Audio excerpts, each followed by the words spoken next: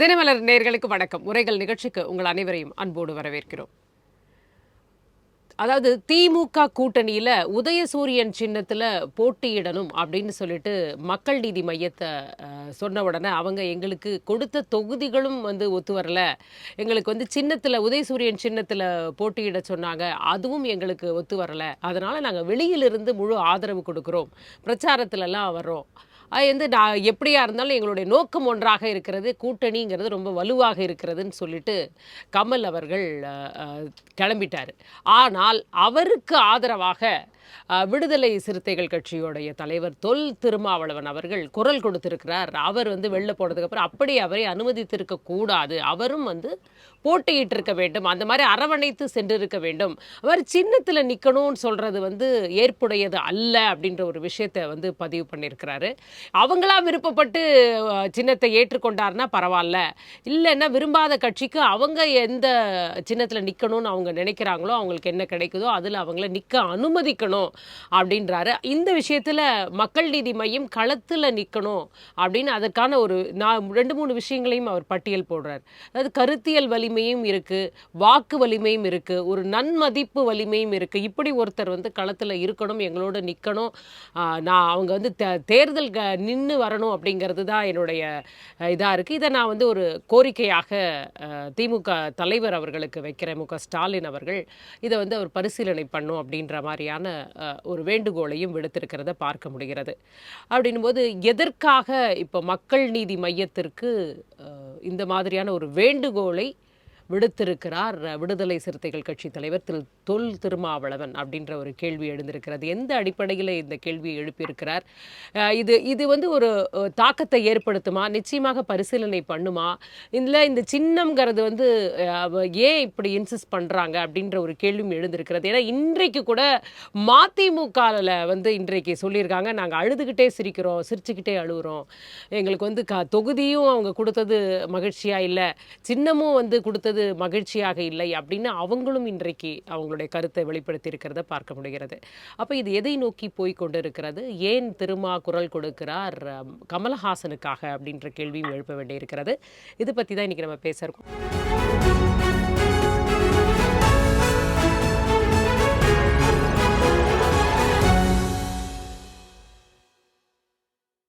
நம்மோடு 3 கருத்துரையாளர்கள் இணைஞ்சிருக்காங்க. முதலாவதாக அரசியல் விமர்சகர் திரு ஜெயக்கண்ணன் அவர்கள் நம்மோடு இணைஞ்சிருக்காங்க. வணக்கம் சார். மற்றும் மூத்த பத்திரிகையாளர் திரு ஆதித்தன் அவர்களும் நம்மோடு இணைஞ்சிருக்காங்க. வணக்கம் சார்.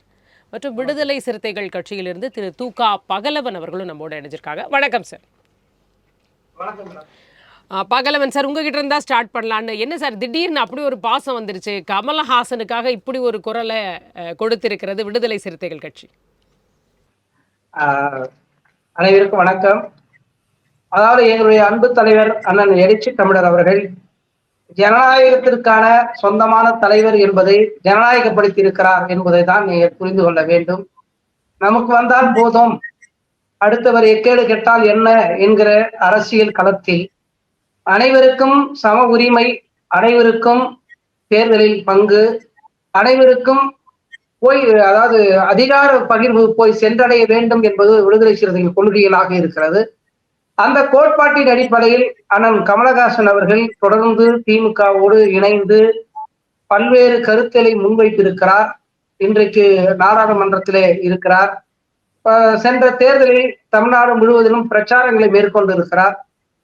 அவர் கூட்டணியில் தொடக்கத்தில் இருந்து பேச்சுவார்த்தைக்கு சென்று கொண்டிருக்கிறார்.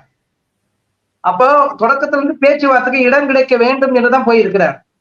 அப்ப தொடக்கத்திலே எனக்கு வேண்டாம், நான் ஆதரவு தரேன், உங்களுக்கு பிரச்சாரம் பண்றேன் அப்படின்னு அவர் சொல்லி இருந்தாருன்னா இப்ப எங்க தலைவர் இந்த கருத்தை முன்வைக்க வேண்டிய அவசியம் இருக்காது. அப்ப ஏன் இந்த கருத்தை முன்வைக்கிறாரு அப்படின்ற ஒரு கேள்வி வருது. அப்ப இந்த கேள்வி என்னன்னா, கூட்டணிக்குள்ள மனிதநேயத்தோடு மனசாட்சியோடு யாராவது ஒருத்தர் கேட்டாங்களா? அப்போ எங்களை அங்கீகரிச்சுக்கிறதுக்கு எங்களை வெளிப்படுத்திட்டு சொன்னு எடுத்துக்க போறீங்க. ஆனா நான் தொடக்கத்தை சொன்னதுதான், மனித நேயத்தோடு ஒரு அரசியல் புரிதலோடு ஒரு தொலைநோக்கு பார்வையோடு தான் இன்றைக்கு அண்ணன் கமலஹாசனுக்கு அவர்களுக்கு நடந்திருக்கிற இந்த செயல் இனி வரும் காலங்களில் அப்படி யாருக்கும் எந்த கட்சியும் நடந்துவிடக் கூடாது என்பதற்கு நாம் ஒரு சான்றாக இருக்க வேண்டும் என்று முதலமைச்சர் சொல்லியிருக்கிறார். நீங்க இத்தனை வருஷம் அவங்களுடைய உழைப்பு பெற்றிருக்கிறீங்க, எல்லாத்தையும் செஞ்சிருக்காங்க, நம்மோடு இருந்து இருக்கிறாங்க, நல்லது கெட்டதுல பங்களிச்சு இருக்கிறாங்க. ஆனா இந்த தேர்தல் வரும்போது மட்டும் நமக்கு இப்படி போயிட்டோம்னா, நாளைக்கு நம்மள வந்து பெரிய இடத்துல நம்ம வந்து விமர்சனத்துக்குள்ள ஆகப்படும். அப்ப அந்த விமர்சனங்களுக்கு முன்பே நம்ம வந்து ஒரு முற்றுப்புள்ளியா இருக்கணும். அதுக்கு நாம ஒரு முன் உதாரணமா இருக்கணும். அவருக்கு பங்களிப்பு தரணும். அவருக்கு கேட்கிற தொகுதி தரணும். அப்படி எண்ணிக்கை கூட்டு தந்தாலும் நீங்க குறைவா சொற்பமான நம்பர் குடுத்தா கூட, கூட்டணிக்குள்ள இருக்கக்கூடியவர்களை அவரவர்கள் விரும்புகிற சின்னத்தில் நிற்க வேண்டும் என்பது ஜனநாயகம். இல்ல, இல்ல நாங்க சீட்டு குடுப்போம். நாங்க சொல்ற சின்னத்துல தான் நிக்கணும் அப்படின்னு சொல்றது வந்து ஜனநாயகத்துக்கு விரோதமானது அப்படின்னு நம்ம வந்து எங்க தலைவர் சொல்லியிருக்காரு. மதிமுகவுக்கு நடந்த போதே குரல் கொடுத்திருக்கலாமே. 4 தொகுதி குடுக்குறாங்க. 3 உதயசூரியன் சின்னம். 1 தான் ஏதோ ஒரு சின்னத்துல நில்லுங்கன்னு சொல்றாங்க. அன்னைக்கே இந்த குரல வெளிப்படுத்தியிருக்கலாமே. இல்ல அவரு வெளியில போலீங்களே. மதிமுக அண்ணன் வந்து ஆதரவுன்னு சொல்லிட்டாரு. கமலஹாசன் அவர்கள் வந்து நான் ஆதரவு பிரச்சாரம் செய்கிறேன். எனக்கு தொகுதி வேண்டாம்னு சொல்லிட்டாரு. அப்படி வைகோ அவர்கள் முன்கூட்டியே சொல்லியிருந்தாருன்னா இதே கருத்தை எங்க தலைவர் அன்னைக்கு சொல்லியிருப்பாரு. அப்போ வந்து அவரு அது மாதிரி சொல்லலீங்களே. அவரு வந்து 6 தொகுதி கேட்டாரு, 4 தொகுதி வாங்கிக்கினாரு. நீங்க நீங்க துவக்க உரையில நீங்க சொன்னது இப்போ நாங்க சிரித்துக் கொண்டே அழுகிறோம் அப்படின்னு சொன்னது வந்து உண்மைதான். ஏன்னா குறைவான எண்ணிக்கை வந்து அவர் கேட்டது 6, கிடைத்தது 4, அதுல 3 உதயசூரியன், 1 பம்பர சின்னம். அப்ப வந்து அவங்க கட்சிக்குள்ள இருக்கிற வருத்தத்தை அவர் வெளிப்படுத்தி இருக்கிறார். அதுல யாரும் வருத்தம் இல்லைன்னு நம்ம சொல்ல முடியாது. அவர் வருத்தம் நியாயமானது. இல்ல கடந்த முறை விசிகாலாம் எதற்கு போராடியதோ, இல்ல நாங்க எங்க சின்னத்துல தான் நிப்போம்னு சொல்லி ஒரு அங்கீகாரம் கிடைக்கணும், எங்களுக்கு வேணும்னு சொல்லி போராடியதோ, அதற்கு தான் இந்த தடவை மதிமுகவும் ட்ரை பண்ணதை நம்ம பார்த்தோம். எங்களுக்கு இன்னும் தொகுதிகள் கொடுங்க, நாங்க எங்க சின்னத்துல தான் முதல்ல அவங்க பேசும்போது சின்னம் தான் பேசினாங்க. சின்னத்துல தான் நிப்போன்ற விஷயத்த வந்து அவங்க வெளியில வரும்பொழுது அவங்க எந்த குழுவினர் உள்ள போனாங்களோ அவங்க வந்து சொன்னாங்க. ஆனா அதற்கப்புறம் அவங்க மாத்தி அதை ஏத்துக்கும் போது அப்ப எல்லா கட்சிகளுக்கும் அங்க அந்த ஒரு போராட்டம்ங்கிறது அந்த கூட்டணியில இருக்குதா? ஆமா. அதாவது அதாவது அதாவது என்னன்னு கேட்டீங்கன்னா, அந்த கூட்டணி பேரம் தொடங்கும் போதே வந்து ஒரு போராட்டமும் தொடங்கிடும். இது வந்து இன்றைக்கு நேற்று நடக்கிற கூத்து அல்ல. இந்த தேர்தல் திருவிழா எப்பெல்லாம் தொடங்குதோ, அப்போதெல்லாம் அது நம்ம ஊர்ல கூட திருவிழா நடந்தா ஏதாவது ஒரு பிரச்சனை நடந்துகிட்டு இருக்கும். ஒரு கோஷ்டி பூசல், ஊர் பிரச்சனை அந்த மாதிரி தான் இதுவும் அப்படித்தான். இப்ப தேர்தல் களம் வரும்போது தேர்தல் பிரச்சனை ஸ்டார்ட் பண்ணும் போதே வந்து பிரச்சனையும் ஸ்டார்ட் ஆயிடும். நாங்க கேட்கிற தொகுதி கிடைக்காது, நாங்க கேட்கிற எண்ணிக்கை கிடைக்காது, அதுல முரண்பட்டு வர வேண்டியிருக்கும், எங்களை குறைக்க வேண்டியது இருக்கும், புதிதாக 4 பேர் வர வேண்டியிருக்கும், அவங்களுக்கு வந்து அவங்களுக்கு ஒரு எண்ணிக்கை தர வேண்டியிருக்கும். இப்ப இதுல இருந்து தான் எடுத்து தருவோம்னு சொல்லுவாங்க. அவங்களுக்கு வந்து குறைச்சிக்க மாட்டாங்க. அவங்களுக்கு ஒரு பிக்சட் பண்ணி வச்சுக்கோங்க ஒண்ணு. அவங்களுக்கு வந்து பிச்சு தர மாட்டாங்க. எங்களுக்கு போன்ற ஆட்கள் இருக்கிற தொகுதிகளை பிச்சு கொடுக்குறோம் அப்படின்னு சொல்லுவாங்க, பிரிச்சு கொடுக்குறோம்னு சொல்லுவாங்க. அவங்களுக்கு இருந்து எடுத்து கொடுக்குறோம்னு சொல்ல மாட்டாங்க.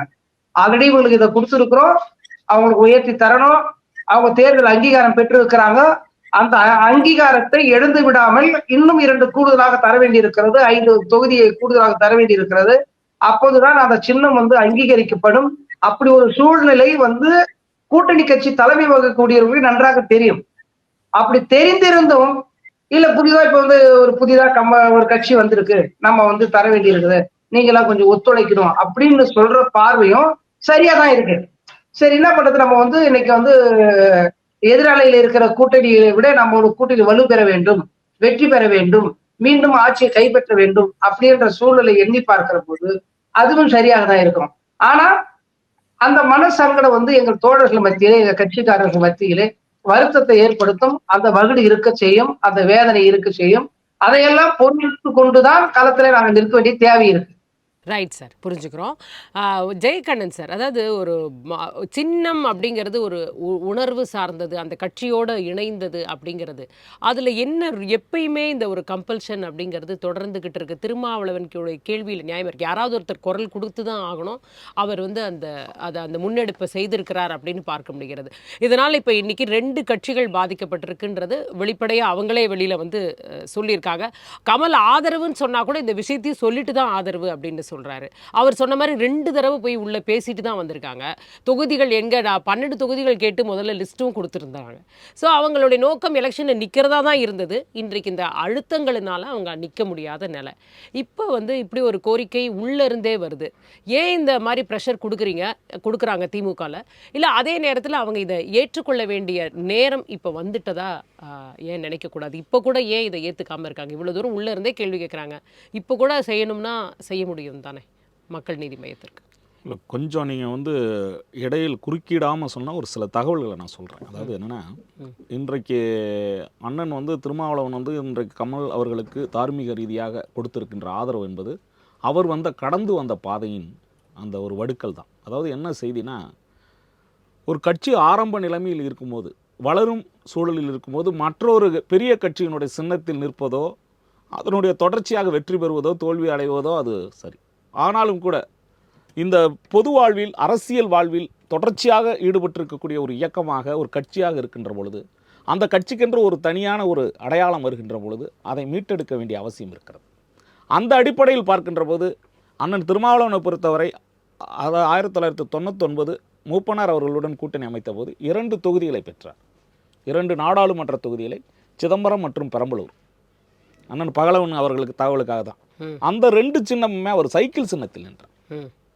சைக்கிள் சின்னத்தில் நின்று தோல்வி அடைந்தாலும் அன்றைக்குத்தான் தமிழக அரசியல் சூழலில், பொது வாழ்வில், தேர்தல் அரசியலில் அண்ணன் திருமாவளவன் ஈடுபட்டது வரலாறு. மிகப்பெரிய வாக்கு வங்கியாக அன்றைக்கு சைக்கிள் சின்னத்தில் நின்றாலும் கூட, சைக்கிள் சின்னத்தில் நின்ற சின்னங்களிலேயே அந்த தொகுதிகளிலே அதிகமான வாக்குகள் பெற்றவராக அண்ணன் திருமாவளவன் இருந்தார். சரி, அந்த வாக்குகள் அத்தனையும் சைக்கிள் சின்னத்திற்காகவோ தமாக என்கின்ற கட்சிக்காகவோ மூப்பனாருக்காக வழங்கப்பட்டதல்ல. அன்றைக்கு மிகப்பெரிய ஆளுமையாக வளர்ந்து வருகின்ற அண்ணன் திருமாவளவனுக்காக வழங்கப்பட்ட வாக்குகள். அது ஒன்று. அடுத்ததாக 2001 தேர்தலில் அண்ணன் அவர்கள் இன்றைக்கு போன்ற 8 தொகுதியில் கொடுக்கப்பட்டன. அந்த 8 தொகுதியிலும் உதயசூரியன் சின்னத்தில் தான் நின்றார். உதயசூரியனின் சின்னத்தில் நின்றபோது கூட அன்றைக்கு இருந்த அரசியல் சூழலில் அவர் மட்டுமே மங்களூர் தொகுதியில் வெற்றி பெற்றார். அவருக்கு அங்கு இருந்தபோது, அங்கிருந்து சில நெருடல்கள், திராவிட முன்னேற்ற கழகத்தோடு அந்த ஈடுபட்டிருக்கும் போது, கலைஞரோடு நெருங்கிய நட்பு இருந்த போதும் 2004 நாடாளுமன்ற தேர்தலில் அண்ணன் திருமாவளவன் அவர்களை அந்த கூட்டணியில் சேர்க்க முடியாத ஒரு சூழல் வரும்போது பாட்டாளி மக்கள் கட்சி உள்ளே வருகிறது. அப்பொழுது அண்ணன் திருமாவளவன் உடனடியாக அதை ராஜினாமா செய்து மீண்டும் அதற்கு இடைத்தேர்தல் இன்றைக்கு இருக்கிறார் அண்ணன் சிவி, அதாவது அந்த திட்டக்குடி தொகுதி எம்எல்ஏவாக இருக்கிறார். அவர் அமைச்சர். அவர் முதல்ல மங்களூர் தொகுதியில் வெற்றி பெற்றார். இது ஒரு பக்கம்.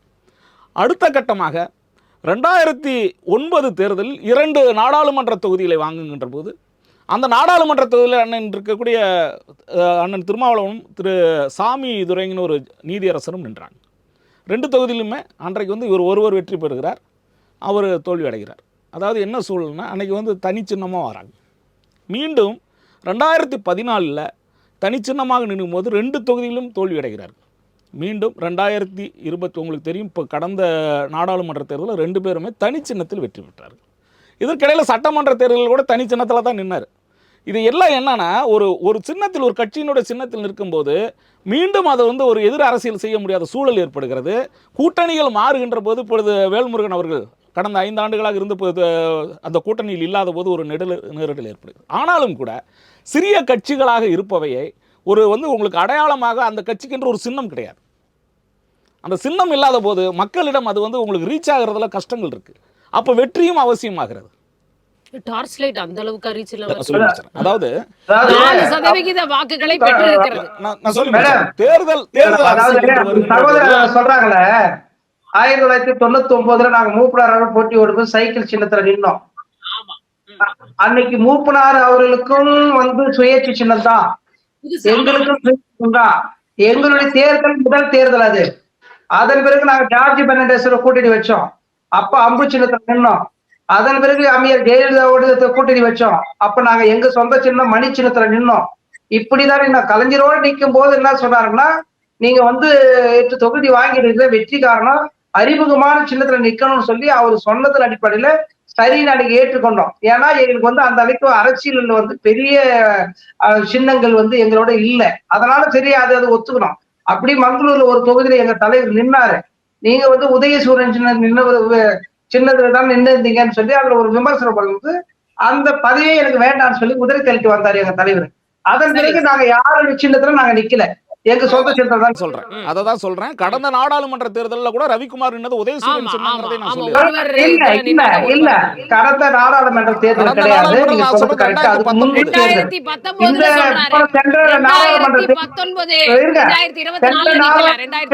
இருங்க, சென்ற நாடாளுமன்ற தேர்தல்ல ரவிக்குமார் அவர்களும் பானை சின்னத்துல நின்னார், எங்க அது- தலைவரும் அது- 2019 சொல்றேன். 2024 ரெண்டு பேருமே பானையில தான் நின்னாங்க. நீங்க 2019 தப்பா ஒருத்தர் படிச்சு. உதயசூரியன்லயும் இல்லங்க, தப்பா படிச்சு கிடையாதுங்க. 2019 நான் சொல்றேன். 2019 அதுதான் இல்ல, அதை நான் மறுக்கலையே. அதான். இந்த மாதிரியான சூழலில் இப்ப நீங்க கேக்குறீங்களா கமல் அவர்களுக்கு இப்ப நாடாளுமன்ற உறுப்பினருங்கிறது எந்த அடிப்படையில் கொடுக்கப்பட்டிருக்கிறது? அத காரணம் காட்டி இன்னைக்கு இங்க காம்ப்ரமைஸ் பண்ணணுமான்றத நானே அதான் கேட்க ஒரே முடியும். ஒரு செய்தி, இது முழுமையான தேர்தலா நீங்க நினைச்சிடக்கூடாது. கமல் அவர்களுக்கு நாளைக்கு வந்து அவருடைய கட்சி வளராதுன்னு நீங்க நினைச்சிடக்கூடாது. இருக்கிற சூழலில் இப்போ டார்ச் சின்னம் ஒரு வாய்ப்புக்கு சொல்கிறேன், ஒரு 4 தொகுதியில் கொடுக்கப்படுகிறதுன்னு வைங்க. அந்த 4 தொகுதியில் டார்ச் லைட்டை விட உதயசூரியன் நிற்கின்ற பொழுது திராவிட முன்னேற்ற கழகத்தை சேர்ந்தவர்கள் ஒரு உணர்வுபூர்வமாக கூட்டணி கட்சிகள் மீது நம்பிக்கை போயிடுச்சு. நம்பிக்கைலாம் கிடையாது. ஏன்னா இவ்வளவு காலமா துணை நிக்கிறாங்க. இப்ப நீங்க என்ன சொன்னாலும் இப்ப ஒரிஜினலாவே என்ன பிரச்சனைன்னு கேட்டீங்கன்னா, கம்யூனிஸ்ட் 2 கம்யூனிஸ்டுகளும் சரி, விசிகாவும் சரி, என்ன வேணா தொகுதிக்குள்ள நமக்குள்ள என்ன பிரச்சனை வந்தாலும் பேசிக்கலாம், இருந்தாலும் நான் இந்த கூட்டணியில தான் இருப்பேன்னு முன்னரே உறுதி செஞ்சுட்டாங்க. அதனாலதான் இன்னைக்கு 2 கம்யூனிஸ்டுக்கும் ஒரு சீட் கம்மியா போச்சு. ஆனா தேமுதிக இப்ப புதிதாக வரும்போது 10 சீட் அவங்களுக்கு வருது. இதை நான் வன்மையா நான் என்ன வந்து கண்டிச்சே நான் சொல்றேன். தேர்தல் அரசியல் என்று வருகின்ற போது எந்த கட்சியும் ஒரு கட்சிக்கு ஆளுங்கட்சியாக இருப்பவர்களுக்கு நீங்கள் தொடர்ச்சியாக ஆதரவு கொடுக்க வேண்டிய அவசியம் கிடையாது. நீங்கள் எதிர்க்கட்சிகளுக்கான வேலையை செய்யலாம், யாரும் தடுக்க போறது கிடையாது. திராவிட முன்னேற்ற கழகம் எங்கேயாவது உங்களை வந்து அழுத்தம் கொடுத்திருக்கிறதா இந்த 5 ஆண்டுகள்ல? கம்யூனிஸ்டுகளை வந்து நீங்கள் இயங்க கூடாது என்று சொல்லி இருக்கிறார்களா? இல்ல அண்ணன் விடுதலை சிறுத்தைகளை வந்து பத்தி பேசல, இருந்தாலும் நின்றுக்காங்கன்னு சொல்றதே தவறு. தேர்தல் உடன்பாடு தேர்தலோடு முடிந்து விட்டது. புரியுதுங்களா? அரசியல் என்று வருகின்றது அவரவர் கட்சியை வளர்க்கின்றபடி அவரவர்களுக்கானது. நீங்க உதயசூரியன் சின்னத்தில் நிற்கிறோம் என்று சொல்கின்ற போது ஏற்றுக்கொள்வதும் ஏற்றுக்கொள்ளாத உங்களுடையது. ஆனால் இது வந்து இதையே ஒரு பெரிய பிரச்சனை. உதயசூரியன் நிக்க சொல்றாங்க, அழுத்தம் கொடுக்கறாங்கிறது தவறானது. அண்ணன் திருமாவளவன் கொடுத்திருக்கிற குரல் இல்ல, இப்ப தேர்தல் நேரம் கூட்டணி நீங்க வைக்கிறீங்கன்னா அந்த கட்சி மேல நம்பிக்கை வச்சு கூட்டணி வைக்கிறீங்களா, இல்ல இந்த கட்சியில ஜெயிக்கிறவங்க மாறி போயிடுவாங்கன்னு நினைச்சு கூட்டணி வைக்கிறீங்களா? நான் கேக்குறதுக்கு நம்பிக்கையின்மை தானே. இன்றைக்கு கமல் அவர்கள் வருகின்ற 5 ஆண்டுகளும் திமுகவோடு வந்து பயணம் வருவார் அப்படிங்கிற ஒரு நம்பிக்கையில அவருக்கு டார்ச் லைட் சின்னத்தில் நிக்க சொல்றான்னு சொன்னா கூட உதயசூரியன் சின்னத்தில் நிற்பதற்கு ஒரு வாய்ப்பு இருக்கிறது, வெற்றி பெறுவதற்கான வாய்ப்பு இருக்குன்னு அதை ஏற்றுக்கொள்வதும் ஏற்றுக்கொள்ளாத அவருடையது. ஆனால் தலைமை என்று வருகின்ற போது இன்றைக்கு அதிக சின்னங்களில் உதயசூரியன் நிற்க வேண்டிய சூழல் இருக்கிறது. அதான் ஏன் கேக்குறேன். இவ வருகின்ற நாடாளுமன்ற ஒரு சட்டமன்ற தேர்தலில் ஏதோ ஒரு வகையில தொங்கு சட்டமன்றமா அமைந்து விடுது. இருக்கக்கூடிய சூழல் வந்து அண்ணா திராவிட முன்னேற்ற கழகம் அதிக தொகுதி உங்க கூட்டணி கட்சிகள் மேல எல்லா வாய்ப்புகளும் இருக்கிறது என்பதை தான் நான் சொல்றேன். உதயசூரியன் சின்னத்தில் நிற்கின்ற பொழுதுதான் அதிகமான தொகுதியில் ஒரு மெஜாரிட்டி தொகுதியில் ஜெயிக்க முடியும். எல்லாம் வாரி வழங்கி விட முடியாது கூட்டணி கட்சிகளுக்கு. கூட்டணி கட்சிகளுக்கு என்று ஒரு வாக்கு சதவீதம் இருக்கிறது, அதற்குரிய தான் வழங்கப்பட முடியும். கம்யூனிஸ்டுகளாக இருந்தாலும் விடுதலை சிறுத்தைகளாக இருந்தாலும் இருக்கின்ற அத்தனை இயக்கங்களுக்கும் அத்தனை தொகுதி கொடுத்து திராவிட முன்னேற்ற கழகம் எங்க நிற்கிறது? திராவிட முன்னேற்ற கழகம் வந்து 150 தொகுதிகளுக்கு மேல இல்லன்னா இங்க எல்லாமே காலி ஆயிடும்ன்றதையும் ஞாபகம் வச்சுக்கணும்ல. எல்லாருக்குமே வாய்ப்பு இருக்கு. 234 தொகுதியில கூட நில்லுங்க. நான் என்ன சொல்றேன், கூட்டணி என்று வருகின்ற போது ஒரு தலைமையை ஏற்றுக்கொள்கின்ற போது அதில் வருகின்ற கூடுதலோ அதிகமோ வந்து குறைவாகவோ நின்று கொண்டு தான் ஆக வேண்டும். இதுதான் உண்மை. அரசியல் என்று வருகின்ற போது இல்ல ஒருவர் நம்ம கூட்டணியை விட்டு வெளியில போயிட மாட்டாங்கன்னு தெரிஞ்சுதானே இந்த அழுத்தம் கொடுக்கறாங்க. இந்த பாருங்க, அந்த நீங்க சொல்றீங்களா வாக்கு சதவீதத்தை வைத்து தான் கொடுக்கறோம். அத இப்ப தேமுதிகக்கு என்னங்க வாக்கு சதவீதம் செய்தியை முடிச்சறேன். அதாவது இன்றைக்கு மதிமுகவுக்கு வந்து 3 தொகுதியில் உதயசூரியன்ல நிக்கிறாரு, ஒரு தொகுதியில் சொல்றாங்க. இதே அண்ணன் வைகோ அவர்கள் திராவிட முன்னேற்ற கழக கூட்டணியிலிருந்து பலமுறை விலகி இருக்கிறார். அதெல்லாம் வந்து நம்ம வந்து இன்றைக்கு ஒரு குத்தி காட்டுவது போல சொல்லி காட்டுவது போல அவர் அதுல இருந்து தானே வந்தார் தனி கட்சி. என்ன சொல்றேன், 35 தொகுதியில் கொடுக்கிறார்கள் என்ற காரணத்திற்காக 2006ஆம் ஆண்டு அவர் தனிப்பட்ட முறையில் வந்து உடனடியாக தேர்தல் உடன்பாடு நடந்து கொண்டிருக்கும் போதே மாறினார். அதெல்லாம் மறக்க முடியாது. அவருடைய கட்சி மறந்துதானே ஏத்துக்கிட்டீங்க. ஒரே ஒரு செய்தி முடிச்சிடறேன். யாரா இருந்தாலும் அந்த சூழலுக்கு தகுந்தவர் இந்த தேர்தலே முடிவு கிடையாது, அடுத்தடுத்து வருகின்ற தேர்தல் இருக்கிறது. இல்ல ஒவ்வொரு தேர்தலையும் இதுதானே நடக்குது இல்லையா? ஒரே ஒரு அந்த அழுத்தங்கிறது தொடர்ச்சியா இப்ப இது அத ஒரு வேலையாவே இப்ப இதுதான் அவர் சொன்ன மாதிரி தேர்தல்னு வந்தாவே அது கூட வந்துருது அப்படின்றதுதான் உண்மை. செல்வி ஜெயலலிதா அம்மையார் வந்து 234 தொகுதியிலையும் கூட்டணி கட்சிகளுக்கு இரட்டலை சின்னத்தை கொடுத்து சரத்குமார் முதற்கொண்டு கருணாஸ் முதற்கொண்டு எல்லாருக்கும் இரட்டலை கொடுக்கும்போது அது ஆளுமைங்கிறீங்க. நாங்க வந்து திராவிட முன்னேற்ற பார்த்து இப்ப காப்பி பேஸ்ட் கிடையாது, இணைந்து அதுக்கு அப்புறம் தான் இது வருதுன்னு நினைக்கிறேன். அந்த ஒரு அதுக்கு முன்பே உங்களுக்கு தனிப்பட்ட சின்னங்கள் இல்லாத உதயசூரியன்ல கூட நின்றுருக்காங்க. அது அவங்களே ஒத்துப்பாங்க. இருங்க, தமாக ஜனநாயக பேரவை என்ற பெயரில் 2001ஆம் ஆண்டே ப. சிதம்பரம் அவங்களுடைய கட்சி சார்பில் வள்ளல் பெருமானும் புரசை ரங்கநாதனும் தனிப்பட்ட உதயசூரியன்ல தான் நின்னாங்க.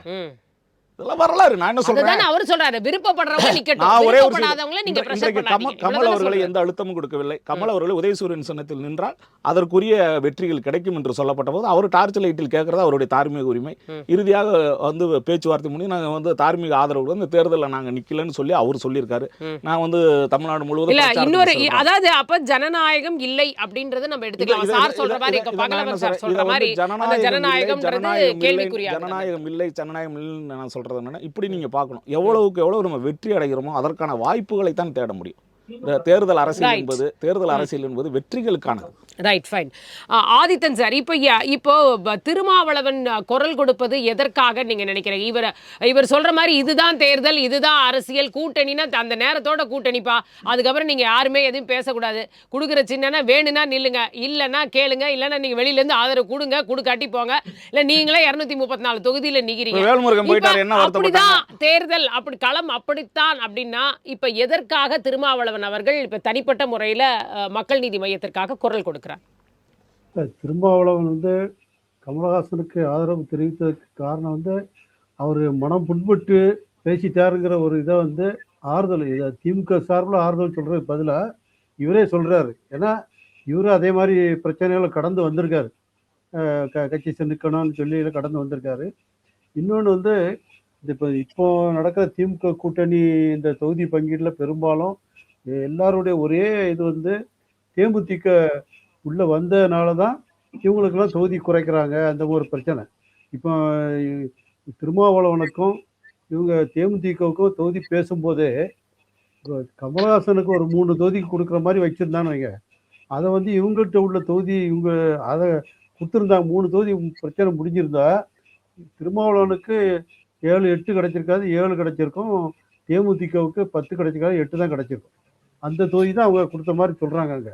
ஆனா அவங்க அந்த சின்ன பிரச்சனையில இவர் வந்து இல்லை ஏற்றுக்கிடாதனால இப்போ அவங்களுக்கு தொகுதி கிடைச்சிச்சு, அவங்களுக்கு கூடுதல் தொகுதி கிடைச்சாச்சு. ஆனால் அந்த விளைவு தான் நம்ம அவர் தொகுதியை நம்ம வாங்கிட்டோமே அப்படின்னு ஒரு மறைமுகமாக அவர் திருமாவளவன் அந்த வருத்தப்பட்டுக்கலாம், நம்மளால போயிட்டாங்கிற மாதிரி வருத்தப்பட்டுக்கலாம். அது ஒரு காரணம் இருக்கும்.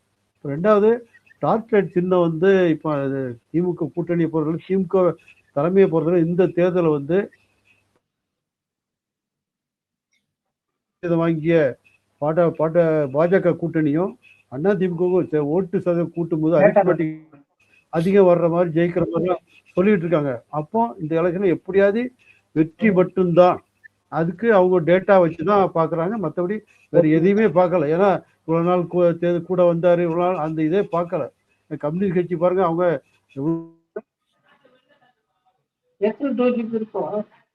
இருக்கு. ஆனால் இவ்வளவு கூட்டணி வந்தா கூட அவங்கள வந்து அந்த கரெக்டா அந்த தொகுதி பங்கீடு பேசும்போது ஏதோ அந்த பிசினஸ் மாதிரிதான் கரெக்டா பேசுறாங்க. அது அவங்க விட்டு கொடுக்கவே இல்லை, கடைசி வரைக்கும் விட்டு கொடுக்க மாட்டேங்காங்க. ஏன்னா தேர்தல் வெற்றி மட்டும் தான். ஏன்னா டேட்டா நீங்க சொன்னீங்கன்னா தேமுதிகவுக்கு அதிக சீட் ஏன் கொடுக்குறான்னு பாத்தீங்கன்னா, போன இந்த வாக்குச்சாவடி சொல்றோம்ல, வாக்குச்சாவடி பிஎல்ஓ போடுறோம்ல, அதுல வந்து திமுக தான் முதல் இடத்துல இருக்கு, 68,000 பேர் ஏதோ போட்டிருக்காங்க. 2வது இடம் 67, 3வது இடம் இவங்க பாரதிய ஜனதா 62, 4வது இடத்துல தேமுதிக இருக்கு, 50,000 பேர் போட்டிருக்காங்க. 5வது இடத்துல கை சின்னம் இருக்கு. அப்போ கைக்கு வந்து வேற வகையில கொடுத்தா கூட தேமுதிக அந்த அளவுல ஒரு இதை அவங்க பண்ணியிருக்காங்க. 2வது விஜயகாந்த் கட்சி தொடங்கும் போது வட மாநிலங்கள், அது வட மாவட்டங்கள், அதாவது வன்னியர் பகுதிகள், பாட்டாளி செல்வாக்குள்ள பகுதியில் தான் நின்று அவங்க கட்சி அதிகமாக ஜெயிச்சாங்க அந்த ஓட்டுகளை. இப்போ திமுக அணியில வந்து வன்னியர் சமுதாயம் எந்த கட்சியுமே இல்லை, ராமதாஸ் வர்றதா திருமாவளவன் தடுத்துட்டாரு. அதே மாதிரி அவரு அன்புமணி அங்கே போயிட்டு, அப்போ வன்னியர் அந்த பகுதியில் தேமுதிக கூடுதல் தொகுதி கொடுத்தா தான் இவங்களுக்கு ஒரு வாய்ப்பா இருக்குன்னு ஒன்று. 2வது அந்த ஜாதி ரீதியான சில இது, இப்போ விருதுநகர், திருக்கோயில்பட்டி, பிளாத்திகள் இந்த ஏரியாவிலலாம் அவங்க அந்த ஜாதி ரீதியான வாக்குகள் இதெல்லாம் கணக்கு பண்ணி அவங்களுக்கு கொடுத்துருக்காங்க. மற்றபடி வாங்கினது யாரு, திமுக எம்எல்ஏ வாங்கினாரு, அதுக்கெல்லாம் சொல்லிட்டு இருக்காங்க. அது ஒரு காரணமாக கூட இருக்கலாம், முன்னுக்கூட்டியே பேச்சு முடிச்சாங்கட்டு. ஏதோ இந்த தொகுதி பங்கெல்லாம் ஆரம்பிக்கிறதுக்கு முன்னாலே அதெல்லாம் பேசிட்டாங்க கூட சொல்லி முடிக்கலாம், அது ஒன்று. இதெல்லாம் தான் கொடுத்துருக்காங்க. ஆனால் திருமாவளவன் ஏன் வருத்தப்படுறாரு? கமலஹாசன் வந்து அவர் கட்சி ஆரம்பிச்சதுலேருந்து அந்த கட்சியை வளர்க்குறதுக்கு என்ன பண்ணியிருக்காரு? அவர்கிட்ட அந்த கட்சியில வந்து அவருக்கு ஆரம்பத்தில் அவர்கிட்ட இருந்த கட்சியில வந்து யாருமே கிடையாது. மகேந்திரன் போயிட்டாரு, திமுக போயிட்டாரு. ஸ்ரீபிரியா, பொன்ராஜி, கமலா சார் அவர் காரணத்தோட சொல்றாரு கருத்தியல் வலிமை இருக்கு, அவருக்கு வந்து மத சார்பு இல்லாம இருக்கணும், மதவெறி கொண்டோர் வரக்கூடாதுன்ற கருத்தியல் வலிமை இருக்கு, 4% வாக்கு வங்கி இருக்கு, பெரிய அளவுக்கு வந்து நன்மதிப்பு இருக்கு, இவ்வளவு வலிமை இருக்கு அந்த கட்சிக்கு, அப்ப அரவணைச்சு அந்த கட்சியை ஏன் போக கூடாதுன்ற கேள்விதான் அவர் வைக்கிறாரு. கமலஹாசன் அடிக்கடி தன்னை வந்து மைய புள்ளியில இருக்க அந்த இடதுசாரி இல்ல வலதுசாரி இல்லைன்னு சொல்லுவாரு. ஆனா அப்ப ஏன் ஜோடோ யாத்திரை கலந்துட்டாரு அவரு. அங்க போனார்ல இல்லையா? அந்த மாதிரி அப்படி இருக்கும்போது இப்போ இந்த நீங்க சொல்லுவ கருத்து வலிமையில யாரு சினேகனுடைய உதவியோட தான் அந்த கருத்து வலிமைகள் கருத்தெல்லாம் போட்டுக்கிட்டே இருந்தாரு. அவரு இவ்வளவு பெரிய நேர்மையா அது நாளையெல்லாம் பேசுற கமலஹாசன் ஏன் இந்த மாதிரி அப்படியே பறிச்சு அடிச்சு திமுக வந்து முழுமையா ஆதரிச்சாரு ஒரு எம்பி பதவிக்கான்னு சொல்லி அவர் மேல ஒரு குற்றச்சாட்டு வருதா வரலையா? ஒரு அது மட்டும் இல்லாம இப்போ அடுத்த 27ஆம் ஆண்டு தொடங்க போற படத்துக்கு இப்பவே ப்ரோமோ அது திமுக குடும்பத்தில் தயாரிக்கப்படுறதுல சேர்ந்து பண்ணியிருக்காரு. அப்ப இதெல்லாம் அவரை வந்து எதுவுமே பண்ண முடியாம கட்டி போட்டு விட்டுருக்கு அதுல அவரை. அதனால அவரு அந்த அதெல்லாம் வச்சுக்கிட்டு தான் வந்து அவர் வந்து நான் வந்து வேற எதுன்னு சொல்ல மாட்டேன். அவர் கட்சியை வந்து தொடர்ந்து பாருங்க தமிழ்நாடு, அதாவது எலெக்ஷன் டைம்ல துத்துப்பாயில போறாரு சரிதான், மற்ற டைம்ல சென்னையில எப்போ அவர் கூட்டம் நடத்த, மற்றபடி தமிழ்நாடு ஃபுல்லா கட்சியை வளர்க்க என்ன பண்றாங்க ஒண்ணுமே கிடையாது. எந்த ஊர்லயும் உள்ளுக்கட்டமைப்பு கிடையாது, ஒண்ணும் கிடையாது. அப்படியே கட்சியை வந்து ஒரு தனிப்பட்ட முறையில் கமலஹாசன் தமிழ்நாடு ஃபுல்லா அறிமுகமானவர். ஒரு நடிகரா பார்க்கும்போது எல்லா கட்சியினரும் அரசியல் வேறுபாடு இல்லாம ரசிக்கக்கூடிய ஒரு கலைஞர். அந்த மனமும் இருக்கு. மற்ற அரசியல் ரீதியா அவர்கிட்ட என்ன இருக்கு அப்படிதான் அவங்க டேட்டா பாக்குறாங்க. சரி, திமுக வெளிப்பட சொல்லல, அவ்வளவுதான். சரி, அதனால அதான் சொல்லுங்க. சரி, இப்போ இந்த இடத்துல பகலவன் அவர்கள்ட்ட கேட்க நினைக்கிறது, ஆதித்தன் சார் சொல்ற மாதிரி ஒரு இன்னும் கட்சியவே வளர்க்கலையே சார், எப்படி சார் அவங்க சின்னத்தில் கொண்டு போய் கொடுப்பாங்க? இது வந்து முக்கியமான தேர்தல், திமுகவுக்கு மிக முக்கியமான தேர்தல். ஏன்னா தொடர்ச்சியாக 2வது முறை வரல, இப்போ வந்து ஒரு சாதனை படைக்கணுன்ற ஒரு எண்ணத்தோட அவங்க களம் இறங்கி இருக்கும் பொழுது அதை எந்த காம்ப்ரமைஸுக்கும் இடம் கொடுக்காம தானே அவங்க போக வேண்டியிருக்கும். திமுகவுக்கும் இது அடிப்படையில் வந்து இந்த பிரச்சனை இருக்கு.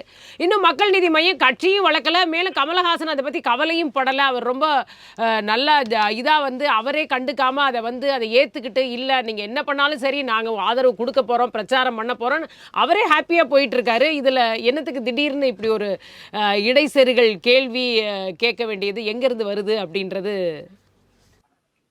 அவரு ரொம்ப ஹாப்பியா இருக்கிறாரு. யாருக்கிட்ட போய் சொன்னார்? சார் கிட்ட வந்து சொல்லிட்டு போனாரு. சார் கிட்ட இல்ல, அவரு வெளியில வந்து எல்லாருக்கும் பிரஸ்ல குடுக்குறாரு, அதுக்கப்புறம் ஒரு அறிக்கையை குடுக்குறாரு, எங்களுக்கு எதுவுமே இல்ல ஆதரவு கொடுக்கறோம். நீங்க தொடக்கத்துல சொன்னீங்க மதிமுகவுடைய அவர்கள் சிரித்து கொண்டே அழுகிறார்கள் சொன்னாங்க. அப்ப நீங்க அவங்க சிரித்து கொண்டே அழுகிறத நீங்க பாத்தீங்களா? அவர் சொல்றாருங்க, அவர் சொல்றாரு, பிரஸ்ஸுக்கு முன்னாடி சொல்றதுதான் நான் பாக்குறேன். நான் சிரித்து கொண்டே அழுகிறேன்னு அவர் சொல்றாரு. மௌனத்தோடு சிரிக்கிறாரு வச்சுங்க, மௌனத்தோடு மனதில் இறுக்கமாக வைத்துக் கொண்டு திருமாவளவன் அவர்கள்கிட்ட கமல் சொன்னாரோ, திருமாவளவன் அவர்கள்கிட்ட கமல் சொன்னாரோ எனக்கு ரொம்ப வருத்தமா இருக்குன்னு. அதாவது அதான் நான் சொன்னேன், இங்க ஜனநாயகமற்ற முறையில் தான் மனிதர்கள் இருக்கிறாங்க. ஒரு அதாவது என்னன்னு கேட்டா ஒரு வேக வயல் விவகாரம் நீங்க அடிக்கடி எடுப்பீங்க. அந்த வேக வயல் விவகாரத்தை, வேக வயல்ல வந்து தேக்கு நிறுத்தத்துல மலத்தை கலந்துட்டாங்க, அதை வந்து திருமாவளவன் கேட்கல அப்படின்னு சொல்லுவாங்க. அப்ப மத்தவங்க எல்லாம் யாரு? மத்தவங்க எல்லாம் ஏன் கேட்க கூடாது? அப்பதான் அதை உடன்படுறாங்கன்னு அர்த்தம். மத்தவங்க எல்லாம் கேட்காம இருக்கிறாங்க சொன்னா நாங்க வந்து வேற, எங்களுக்கு ஒரு 48 கை கால்கள் இருக்குது, எங்களுக்கு வந்து ஒரு 40 கண்கள் இருக்கு, நாங்கெல்லாம் 8 தலை ராவணர்கள் அப்படின்னு சொல்றாங்க. ஒரு மனிதனுக்கு மனிதனைய மறுக்கப்படுது, அநியாயம் நடக்குது. அதை யார் கேட்கறா? இன்னார்தான் கேட்கிற மனநிலை இல்லைங்க. அது எவ்வளவு கொடியது! அந்த மனத்தை கலந்தவனை விட இந்த மாதிரி சொல்றவங்க கொடியவர்கள். அப்போ இங்க மனித நேயமற்ற மனிதர்களை தான் பார்க்க முடியுது. ஒரு மனிதனுக்கு ஒண்ணு நடக்குது, அந்த இதை வந்து நம்ம புரிஞ்சுக்கணும். தேர்தல்ல என்ன சார் மனித நேயம்? தேர்தல் கூட்டணிக்குள்ள என்ன இருக்கு மனித நேயம்? இங்க நீங்க சொல்லுங்க. நிஜமாவே வந்து ஜெயகண்ணன் அவர்கள் சொன்ன மாதிரி உங்க வாக்கு சதவிகிதம் என்ன? நீங்க கட்சியை வளர்த்தீங்களா இல்லையா? உங்களை அங்க போட்டா ஜெயிக்க முடியுமா இல்லையா? அப்படியே நீங்க ஜெயிச்சீங்கனாலும் நாளைக்கு இடம் மாறாம இருப்பீங்கன்றது என்ன நிச்சயம்? இதெல்லாம் தானே ஒரு தேர்தல் களம். இதுல எந்த தொகுதியிலையுமே வேட்பாளராக தேர்வு செய்யக்கூடிய அத்தனை பேரும் நான் வெற்றி பெறுவேன் என்றுதான் களத்துக்கு வராங்க. நான் தோற்று விடுவேன் என்று எந்த வேட்பாளரும் வர்றது கிடையாது. எந்த கட்சியும் அவங்க கட்சியில இருக்கிற கட்சிக்காரங்களை அறிமுகம் செய்யறது கிடையாது. எல்லோரும் நான் வெற்றி பெறுவேன் அப்படிதான் சொல்லுவாங்க. தேர்தல் களத்துல போய் மக்கள் வாக்களித்த பிறகுதான் அவர்கள் வெற்றி பெறுகிறார்களா இல்லையா என்பது மக்கள் தீர்மானிக்கிறாங்க. ஆனா கட்சி தீர்மானிக்கிறது என்ன, பகலன்னு வேட்பாளரா அனுப்புறாரு எங்க தலைவர் சொன்னா நான் வெற்றி பெறுகிற உறுதியோட தான் நான் செல்றேன். அந்த உறுதி தேதி 23ஆம் தேதி வாக்களித்து விட்டு எண்ணிக்கை வரும்போதுதான் என்னுடைய எண்ணிக்கை எவ்வளவு குறைவா இருக்கிறது தான் அன்னைக்கு தெரியற ஒரு விஷயம். அது வெற்றி யாரு தோல்வி யாருன்றது. ஆனா முன்கூட்டியே நீங்க தோத்துருவீங்க, நீங்க ஜெயிச்சிடுவீங்க, நீங்க ஜெயிச்சிடுவீங்க அப்படின்னா அப்ப டேட்டா பேசிஸ் தானே சார், இங்க அது தேர்தல் உங்களுடைய அரசியல் பெர்ஃபார்மன்ஸ் நிக்கணும். பேசிஸ் தானே, அது உங்க கட்சியோடைய பெர்ஃபார்மன்ஸ் பேசிஸ். எந்த தொகுதியில எப்படி இருக்காங்க, அந்த தொகுதியில ஏற்கனவே நின்னாங்களா, எவ்வளவு வாக்கு வாங்கி இருக்காங்க, எத்தனை முறை அங்க இருக்கீங்க, அங்க நல்லிணக்கம் எப்படி இருக்கு அந்த இதுல மேடம், நீங்க சொல்ற மாதிரி நாங்க ஒரு குறிப்பிட்ட மாவட்டத்துக்கு கட்சி நடத்துற ஆட்கள் கிடையாது. ஒரு குறிப்பிட்ட மாவட்டத்துக்கு தான் நாங்க கட்சி நடத்துறோம், மீதமுள்ள மாவட்டத்துக்கு இல்ல அப்படின்னு கிடையாது. நாங்க தமிழ்நாடு முழுவதிலும் இருக்கிற மக்களுக்காக களத்துல தினந்தோறும் நிற்கிறவங்களா இருக்கிறோம். அதனால நாங்க எங்களுக்கு எந்த தொகுதி கொடுத்தாலும் எங்களுக்கு ஓகே. எங்களுக்கு இந்த தொகுதி தான் பர்டிகுலரா நாங்க இந்த தொகுதியில தான் இந்த மாவட்டத்தில் தான் நாங்க நிற்போம்னு சொல்ற அளவுக்கு எங்க கட்சி பலவீனமா இல்ல. அப்ப பரவாயில்ல. இப்ப திமுக ஒரு பிரச்சனை சால்வ்டு, நீங்க எங்க கொடுத்தாலும் நிப்பீங்க. அப்ப நீங்க எதுவும் விருப்ப தொகுதிகளே கேட்கல. நாங்க பொது தொகுதி எங்களுக்கு 8 தொகுதி கொடுத்தா கூட ஓகேன்றமே. பொது தொகுதி கரெக்ட், விருப்ப தொகுதிகள்னு எதுவும் இல்ல. நீங்க எந்த பகுதி வேணாலும் கொடுக்கலான்றாங்க. எங்களுக்கு விருப்பம் சொல்லுங்க. எங்க விருப்பத்துக்கு நாங்க இந்த தொகுதியில நாங்க தருவோம்னு சொல்லுவோம். ஆனா நீங்க எந்த தொகுதி கொடுத்தா நாங்க அந்த தொகுதி இப்போ வேண்டாம்னு சொல்ல மாட்டோம். நீங்க பொது தொகுதி 5 கொடுத்தாலும் எங்களுக்கு சம்பந்தம் தான், எங்களுக்கு பிரச்சனை இல்ல.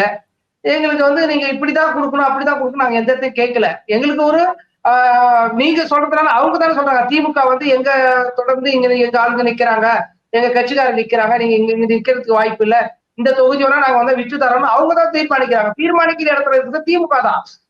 ஆனா அங்க போய் நாங்க எங்களுக்கு விருப்பத்தை தெரிவிப்பது இது நாங்க. அவங்க கொடுக்கறதும் அவங்க கையில் தான் இருக்கு. சரி, அல்ல அது மாதிரி தானே இப்ப கமலஹாசன் கட்சி நிஜமாவே கமலஹாசன் கட்சி எங்க வளர்ந்துருக்கு சொல்லுங்க. தமிழக அளவுல கமலஹாசன் கட்சியை வளர்த்திருக்காரான்றது தான் கேட்கிறாரு அவரு. தமிழக அளவுல தேர்தலுக்கு அப்புறம் ஒரே ஒரு சட்டப்பேரவை தேர்தலுக்கு அப்புறம் அதே மாதிரி நாடாளுமன்ற தேர்தல் அதுக்கப்புறமா கமலஹாசன் எங்க கட்சியை வளர்த்திருக்கிறாருன்னு கேட்கிறாரு. ஆதித்தன் கரெக்ட் தானே? எங்கேயாவது ஒரு கூட்டம் நடந்ததா? விசிகா வளர்ந்திருக்கிறது, ஆனா இது வளர்ந்திருக்கா அப்படின்னு விடுதலை சிறுத்தைகள் இருக்கிற எனக்கு தெரியாது. அவங்க அது என்ன கட்சி, மக்கள் நீதி மைய கட்சியில இருக்கிறவங்களுக்கு தான் தெரியும். அவர் கட்சி வளர்த்திருக்கிறாரா, அவர் ஏதாவது கருத்து சொல்லி இருக்கிறாரா, அவங்களுக்கு இன்ஸ்ட்ரக்ஷன் எதனா கொடுத்திருக்கிறாரா அப்படின்றது அவங்க கட்சியில இருக்கிறவங்களுக்கு தான் தெரியுமே தவிர நம்ம வெறும் பார்வையாளரா இருக்கிறோம். நாங்க தொடர்ந்து இன்னைக்கு 35 ஆண்டு காலமா இங்க அரசியல்ல நடந்துகிட்டு இருக்கிறோம். ஒரு மாதத்துக்கு கிட்டத்தட்ட 4 போராட்டங்கள் நடக்கிறோம். எங்களையே சாதி கட்சின்றாங்க. புரட்சி இந்த நாட்டுக்கு சட்டத்தை எழுதி கொடுத்திருக்காரு. இந்த நாட்டுக்கு சட்டத்தை எழுதி வந்திருக்காரு புரட்சி அம்பேத்கர். அவரையே அந்த சிலையை போய் உடைக்கிறாங்க சாதி தலைவர்னு சொல்லிட்டு. அப்படித்தான் இருக்குது இங்க மக்களுடைய நிலைமை. மக்களுடைய நிலை இப்படிதான் இருக்கு. அப்படிதான் ஒரு புரிதல் இருக்கு.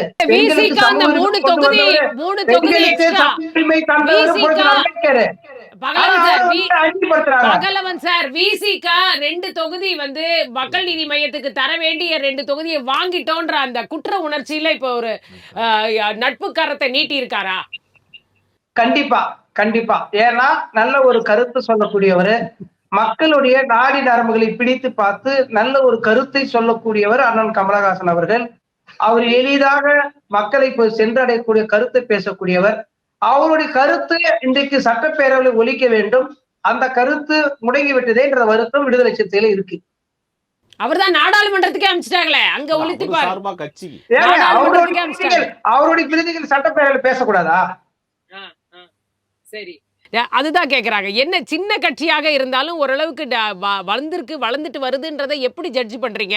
அது அவங்களுக்கு தானே தெரியும், அவங்க தானே வளர்த்துக்கிட்டு இருக்காங்க. அதை நீங்கள் எப்படி ரெஸ்ட்ரிக்ட் பண்ணி அதாவது நீங்கள் தொகுதியை ரெஸ்ட்ரிக்ட் பண்ணுறது கூட பரவாயில்ல, சின்னத்தை ஏன் ரெஸ்ட்ரிக்ட் பண்ணுறீங்க அப்படிங்கிறதுல தான் திரும்ப நிற்கிது. அதாவது எத்தனை விவாதங்கள் நடந்தாலும் தேர்தல் சூழல் என்பது அந்தந்த காலகட்டத்தை சார்ந்தது. அந்த அடிப்படையில் பார்க்கின்ற போது தற்பொழுது நடக்கவிருக்கின்ற இந்த 2026 சட்டமன்ற தேர்தல் என்பது மிகப்பெரிய ஒரு ஒரு போரை போல ம். 2 அணிகளாக நிற்கிறார்கள். அது தவிர விஜயுடைய கட்சி இருக்கிறது, நாம் தமிழர் கட்சி இருக்குது. இது போல கட்சிகள் இருப்பதால் வெற்றி ஒன்றையே குறிக்கோளாக திராவிட முன்னேற்ற கழகம் எண்ணுகிறது. அந்த அடிப்படையில் ஆட்சியை தக்க வைக்க வேண்டிய அவசியம் இருக்கிறது. அதற்கு அதிகமான தொகுதிகளை வெல்ல வேண்டிய அவசியம் இருக்கிறது. பட்டவர்த்தனமாக சொன்னால் உதயசூரியன் சின்னங்கள் இருக்கின்ற தொகுதிகளில் வெற்றி வாய்ப்பு இல்ல நாளைக்கு ஆட்சியில பங்கு கொடுக்க வேண்டி வந்துருமோ அப்படின்ற அதை ஒரு உறுதியா பயமும் இருக்கிறதா? உறுதியா சொல்லியாச்சு. அதாவது என்றைக்கும் திராவிட முன்னேற்ற கழகம் கூட்டணி ஆட்சிக்கு வாய்ப்பு இல்ல சார். இப்ப நீங்க பெரும்பான்மைக்கான நம்பர்ஸ் குறைஞ்சு போச்சு, கூட்டணி கட்சியினர் ஜெயிச்சு வச்சிருக்காங்க, அதை தான் சேர்த்து நடத்தணும். அப்ப முன்னாடி நடந்த மாதிரி நான் கேட்கிறேன். 2006 உங்களுக்கு மெஜாரிட்டி தொகுதிகள் இல்லைன்னா கூட லாவகமாக ஆட்சியை நடத்தியவர் கலைஞர். அந்த காலகட்டம் வேற சார். இன்னைக்கு 2026 20 வருடங்கள் கழித்து எல்லாருக்குமே ஆட்சியில் பங்கு, அதிகாரத்துல பங்கு உள்ள இருக்கு, வெளியில வேணா வராம இருக்கு. திராவிட முன்னேற்ற கழகத்தின் தலைவர் ஸ்டாலின் அவர்கள் மற்ற அனைத்து கட்சி தலைவர்களையும் விட அரவணைத்து செல்லக்கூடியவர்.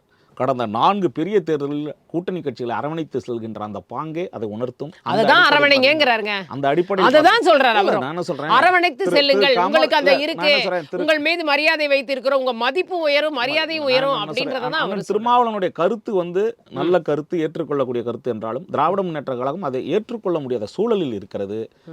கமல் அவர்கள் நின்றால் கூட உதயசூரியன் சின்னத்தில் தான் அவர் கட்சி பிரதிநிதிகள் நிற்க வேண்டும் என்பதை ஏற்கனவே சொல்லப்பட்டது. அதன் அடிப்படையில் அவர்கள் ஏற்றுக்கொள்வதும் டார்ச் லைட்ங்கிறது கொஞ்சம் உறுத்தலா இருக்கு. ஏன்னா டிவி எல்லாம் உடைச்சாரு. அதாவது டார்ச் லைட்டை விட உதயசூரியன் வலிமை மிக்கது என்பது உண்மை, ஒளி மிக்கது என்பது உண்மை. அந்த அடிப்படையில் பார்க்கின்ற போது அந்த ஒளிக்குள்ள எல்லாருமே எல்லாருமே அந்த ஒளிக்குள்ள ஐக்கியமாக தான் ஆகணும். உதயசூரியன் சின்னத்தில் என்கிற போது இன்று வெற்றி வாய்ப்பு அதிகமாக இருக்கிறது. அவ்வளவுதான். இல்ல இது ஒரு நீங்க இவ்வளவு காலமாக இன்டாக்டா இருக்கக்கூடிய கட்சிகள், இங்க திமுகவோட தான் இருப்போம்னு நினைக்கக்கூடிய கட்சிகளுக்கெல்லாம் இது ஒவ்வொரு தடவையும் இந்த மாதிரி சிக்கல் வரும்பொழுது நாளைக்கு இது ஒரு பெரிய உரசலாகி இனி வேண்டாம்ன்ற ஒரு முடிவுக்கு அந்த மாதிரியான வாய்ப்புகள் கிடையாது. முன்பு இருந்ததை விட கட்சிகள் அதிகமாக திராவிட முன்னேற்ற கழக கூட்டணியில் இணைந்திருக்கின்றன. வெற்றி வாய்ப்பு அதிகரிக்கும் வண்ணம் தான் தேமுதிக உள்ளிட்ட கட்சிகளை சேர்த்திருக்கிறார்கள். அது ஏற்கனவே உள்ள கூட்டணி கட்சிகளின் வெற்றிக்கும் உதவும். அந்த அடிப்படையில் பார்க்கின்ற போது இந்த வெற்றி எல்லாருக்கும் நாங்கள் திராவிட முன்னேற்ற கழகத்தின் ஆட்சியை தக்க வைக்க வேண்டிய சூழலில் இருக்கிறது. அந்த அடிப்படையில் பார்க்கின்ற போது உதயசூரியன் சின்னத்தின் காரணம் அதற்கான தொகுதியில் நிற்க வேண்டிய அவசியம் இருக்கிறது. அந்த அடிப்படையில் திராவிட முன்னேற்ற கழகம் எடுக்கின்ற முடிவுகள் சரியானது. ரைட். இறுதி கேள்வியாக ஆதித்தன் சார் கிட்ட, சார் இப்போ 2 கூட்டணிகளுக்குமே இந்த அழுத்தம்ங்கிறது இருக்கா? இந்த சின்னம்ங்கிறது இன்னைக்கு ஒரு பெரிய இதாக மாறி, ஏன்னா 2 கட்சிகளுமே நாங்கள் ஆட்சியில் கூட்டணி கொடுக்க மாட்டோம், கூட்டணி ஆட்சி கிடையாதுங்கிறத 2 திராவிட கட்சிகளுமே சொல்லிட்டு தான் வராங்க. யார் கேட்டாலுமே அந்த பதில் தான் 2 பக்கமும் வர்றதை பார்க்குறோம்.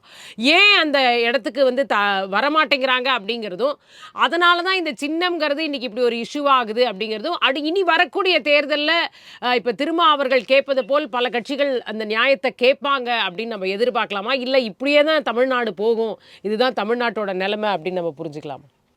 இப்போ ஒவ்வொரு கட்சியும் அங்கீகாரம் பெற்று விட்டார்கள். விடுதலை சிறுத்தைகள் அங்கீகாரம் பெற்று விட்டார்கள், நாம் தமிழர் கட்சி அங்கீகாரம் பெற்று, அந்த மாதிரி சின்ன சின்ன கட்சிகள் அங்கீகாரம் பெற்று விட்டார்கள் என்றால் அந்த சின்ன பிரச்சனை வராது. சொன்னாலும் கேட்க வேண்டிய அவசியம் இல்லை. அவங்க சின்னதாக போட்டி போடுவாங்க, அந்த மற்ற கட்சிகள் வற்புறுத்த வேண்டிய நிலைமை இருக்காது. ஆனால் இப்போ அங்கீகாரம் இல்லாத கட்சியை இப்போ டாப் லைட்டில் கமல் இருக்கான்னு வைங்க, அவங்க கட்சி ஒருத்தர் இருந்தாருன்னா இன்னொருத்தர் அதுக்கு கிளைம் பண்ணார் வைங்க, அப்போ உடனே என்ன செய்வாங்க, அது குழுக்களில் போடுவாங்க வேட்பாளர். அப்போ அவர் கிடைச்சாதான் உண்டு, கிடைக்காமலும் போகலாம். அப்போ சின்னம் மாறும். அதனால அந்த ஒரு பிரச்சனையெல்லாம், ஏன்னா தேர்தல் கமிஷன் எல்லா நேரத்திலையும் மொத்தமாக ஒரு கட்சிக்கு ஒரு சின்ன புதுசாக மற்ற கட்சிகள் ஒதுக்குறாங்களே ஒழிய, இந்த தேர்தல் நின்று அங்கீகாரம் பெற முடியாத கட்சிகளும் அந்த மாதிரி பிரச்சனைகளை எதிர்கொள்ள வேண்டிய நிலைமை அப்பப்போ வருது. அது ஒரு காரணமாக இருக்கலாம். ஆமாம், அது ஒரு காரணமாக இருக்கலாம். திமுக போன அண்ணா திமுக போன்ற பெரிய கட்சிகள் எல்லாம் இப்போ கடந்த 60 வருஷம் அரசியலை பார்த்தாலே தங்களுடைய ஆளுமையை தவிர மற்ற கட்சிகள் தங்களுக்கு ஆதரவாக இருக்க வேண்டும், துணை நிற்க வேண்டும். ஆட்சியை பொறுத்தவரை நாங்கள் தான்ங்கிற ஒரு பாலிசியை இதுவரைக்கும் மாற்றவே இல்லை. மாற்றுவதற்கான சூழ்நிலையை இந்த சின்ன கட்சிகள் மக்கள் ஆதரவை வைத்துக் கொண்டு மாற்றவும் முயற்சிக்கல. அதான் சொல்லணும். கேரளாவில் அப்படி இல்லை. கேரளாவில் அப்படி இல்லை. கேரளாவில் அப்படின்னா மத்திய அரசுல கொடுக்குறாங்க, பீகார்ல கொடுக்க, எல்லாம் மகாராஷ்டிராவில் கொடுக்க தான் செய்றாங்க. இந்த தமிழ்நாட்டில் அந்த 60 வருஷத்துக்கு முன்னால் ஆரம்பிச்ச திராவிட இயக்க அரசியல் ஆரம்பிச்ச பிறகு இந்த ஒரு அது காரணம் இந்த தமிழ்நாட்டில் மட்டும்தான் நிலையான ஆட்சிங்கிறது 5 வருஷம் பிரச்சனை இல்லாமல் போகுது. அதனால நிலையான வளர்ச்சியும் இருக்குது. அந்த எந்த ஆட்சி நடந்தாலும் அது ஒரு காரணமாக சொல்றாங்க. அதனால இவங்க என்ன பண்ணுவாங்க, எப்போ சப்போஸ் தங்களுடைய சின்னத்துல போட்டி போட்டா அவங்க சொல்படி தான் கேட்டு ஆகணும். இன்னொரு ஏற்கனவே நான் ஏதோ படிச்ச ஞாபகம், இந்த சின்ன சின்ன இனக்குழுக்கள் வந்து அதிகாரத்துக்கு வர்றதுக்கு விரும்பினா கூட அவங்களால அவங்க ஆள் பலம், பணபலம்லாம் கிடையாது, முடியாது. அப்போ இந்த மாதிரி பெரிய கட்சிகள் வந்து அவங்க அரவணைச்சு தங்களுக்குள்ள சேர்த்து அந்த இனக்குழுக்களுக்கும் அதிகாரம் வழங்குற மாதிரி ஒரு சூழ்நிலை கொண்டு வரும்போது அந்த சமூக அமைதிங்கிறது நல்லா இருக்கும், சமூக முன்னேற்றம் நல்லா இருக்கும்னு சொல்றாங்க. அதுக்காக தான் தெற்கு சூடான் நினைக்கிற ஒரு அதிபருக்கு நோபல் பரிசை கொடுத்தாங்க அந்த வருஷம் தான். கேள்விப்பட்டிருக்கேன். அந்த அடிப்படையில் திமுகவும் பண்றாங்க. இப்போ அந்த அடிப்படையில் இவங்களெல்லாம் அரவணைச்சு பண்றாங்களோன்னு நினைக்க வேண்டியிருக்கு. நம்ம சாதாரண கட்சி இப்போ கருணாஸ் இருக்காரு, அவர் தனியாக ஒன்றுமே பண்ண முடியாது. சிங்க சின்னதான், ஒரு ஒரு சுயேட்சை சின்னதான் நிற்க முடியும். அப்போ அவரை இந்த உதவி செய்யும்போது பண்ணாங்க. அதே மாதிரி இந்த மாதிரி தனியாக வந்து இருந்தால் கூட அந்த ஆட்சி முடிய வரைக்கும் அவங்கள யாரும் டிஸ்டர்ப் பண்ணுறது இல்லை. ஏன்னா இப்போ நான் ஐக்கிய தேசிய கட்சின்னு நினைக்கிறேன், அந்த ஒரு பாரிவேந்தர் போன ஏடிபி கூட்டம் போது இடையிலலாம் கொஞ்சம் கருத்து மாறுபாடெலாம் வந்தால் கூட அவங்க பார்லிமெண்ட் லெவலில் எதுவும் யாரும் சட்டமன்றத்தில் எதுவுமே யாரும் பண்ணலை. அந்த மாதிரியே அதை ஃபாலோ பண்ணுறாங்க. பெரிய அளவில் கட்சி இந்த ஆட்சியை கவுக்கிற மாதிரி இந்த சின்ன கட்சியை செயல்படும் போது தான் வேற விஷயம் போகுது ஒழிய மற்ற மாதிரி இல்லை. இன்னொன்று, அண்ணா திமுகவிலையும் திமுக கூட்டணி கட்சிகள் பெருகிட்டே வராங்க.